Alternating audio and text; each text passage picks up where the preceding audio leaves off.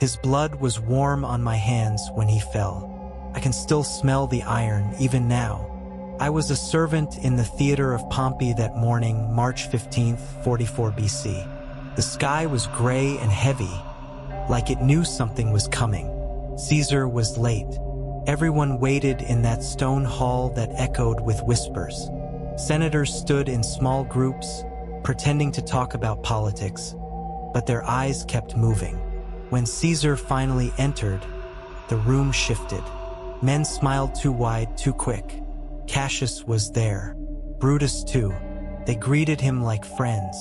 I was near the statue of Pompey, carrying papers. I remember Caesar's cloak brushing my arm as he passed. He looked tired. I'd heard he wasn't feeling well.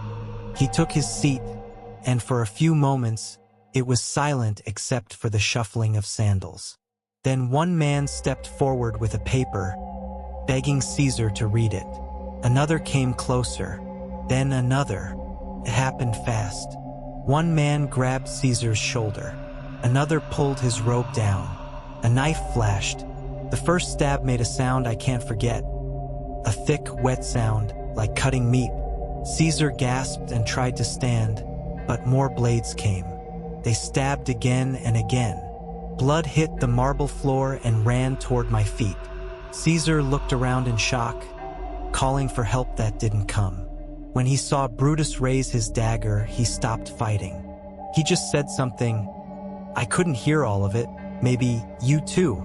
Then he fell at the foot of Pompey's statue. No one moved, just breathing and dripping blood. The men's hands shook. Some looked sick, others calm. Brutus told them to stay strong, that Rome was free again. But his voice cracked. They left him there, alone. When they were gone, I knelt beside Caesar. His eyes were open, staring at nothing. The light from the ceiling fell across his face, and for a second, I thought he blinked. I whispered his name, but there was only the echo of footsteps and the smell of iron and sweat. That night, I cleaned the blood from the marble. It stained my hands red. I scrubbed until they burned, but I swear, it never came off.